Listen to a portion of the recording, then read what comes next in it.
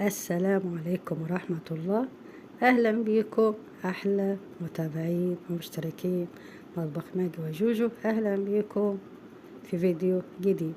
شايفين الطاجن الأمر ده طاجن بتنجان بالجبنة. شايفين ما شاء الله عامل ازاي، تحفة.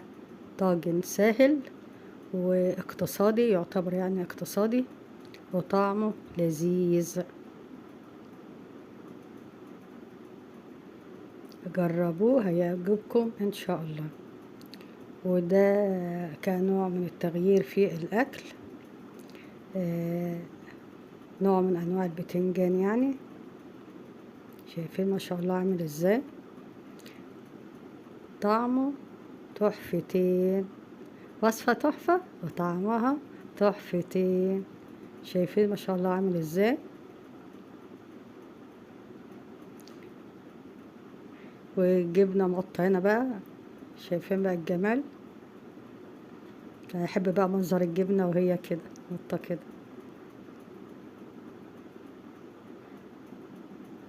منظر تحفة. شايفين ما شاء الله الجبنة مقطة ازاي.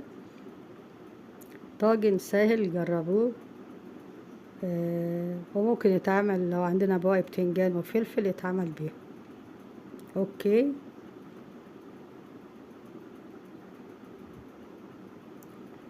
ده هنا انا بدوقه طبعا، بصراحة طلع تحفة.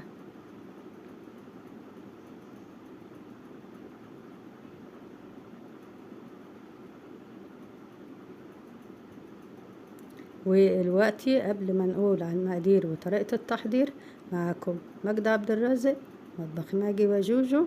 وايه، يلا نبدأ.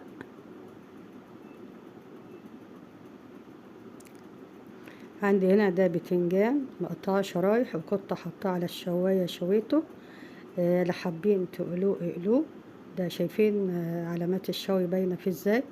وعندي ده فلفل اخضر، ودي فلفلة خضرة بس احمرت من الخجل. وعندي ده بصل مقطع قطع صغيرة، وفصين توم شرايح او ممكن نفرمهم. وعندي ملح فلفل اسود وكمون. وعندي صلصة طماطم، او ممكن نحط نقطع طماطماية قطع صغيرة ونحطها فيها. دلوقتي انا هقطع الفلفل مكعبات محملة كده، يعني ما تكونش صغيرة قوي ولا كبيرة قوي، علشان تبقى ظاهرة معايا يعني. اوكي. بقطع الفلفل بالشكل ده.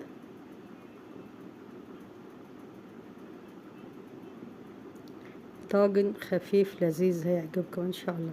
شايفين علامات الشوي باينة ازاي.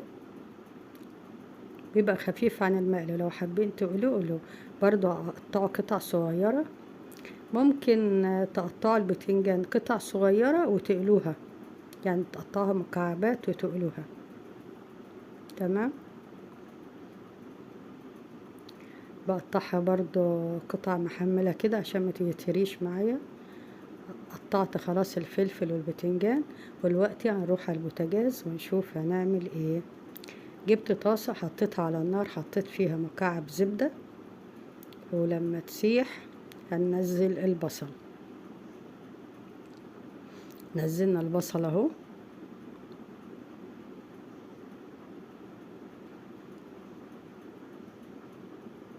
هنحط عليه رشة من الملح ورشة من البهارات، ونقلب مع بعضه. انا عايزة البصل هنا يدبل، ما يتحمرش، لا يدبل تقلبتين 3 كده ويكون دبل معايا. بعد كده هنزل بشرايح الثوم، اوسع مكان في الطاسة كده، وهننزل شرايح الثوم ونقلب مع بعضه كده. كل ما نحط مكون نقلب عشان كله يندمج مع بعض. بعد كده هنزل بالفلفل لانه ني، هديله تقليبة كده يتحمر او يدبل يعني معايا. اوكي. ونقلب مع بعض.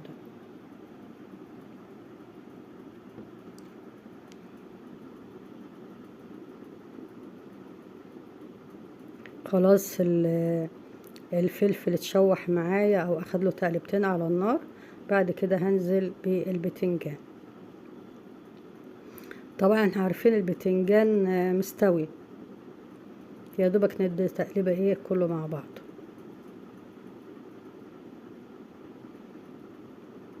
بعد كده هننزل بالبهارات، واي بهارات تحبوا تحطوها حطوها، اللي بتفضلوه حطوه. يا سلام يا سلام على ريحة البهارات، فظيعة،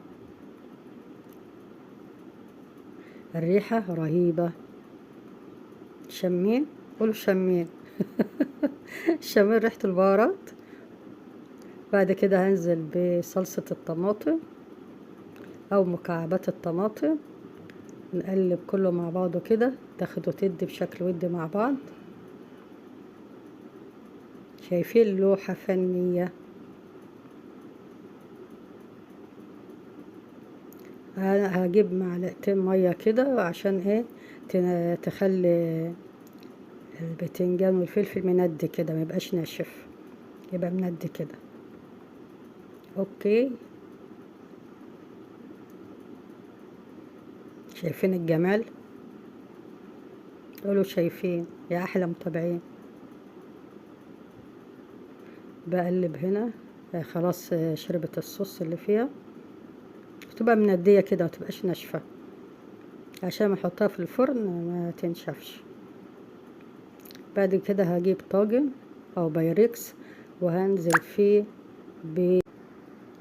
هجيب طاجن وهنزل بالطاجن وهنزل بالخضار اللي معايا اللي هو البتنجان والفلفل واحطه فيه. بعد كده هجيب دي جبنة موتزاريلا، جبنة موتزاريلا هحطها عليه بقت بالشكل الجميل ده. طبعا انا مسخنه الفرن من قبلها، هدخل فيه الطاجن يا دوبك مش هياخد 10 دقايق والجبنه هتسيح معايا. لو الجبنه مساحتش معايا ممكن نشغل لها الشوايه لغايه الجبنه ما تسيح معايا، لان ايه كله مستوي. اوكي، وده شكل الطاجن لما طلع من الفرن، الجبنه سايحه والريحه رهيبه. وصفة سهلة، جربوها هتعجبكم إن شاء الله. كنت معاكم مجد عبد الرازق، مطبخ مايكي وجوجو. أسيبكم في رعاية الله وأمنه، مع السلامة.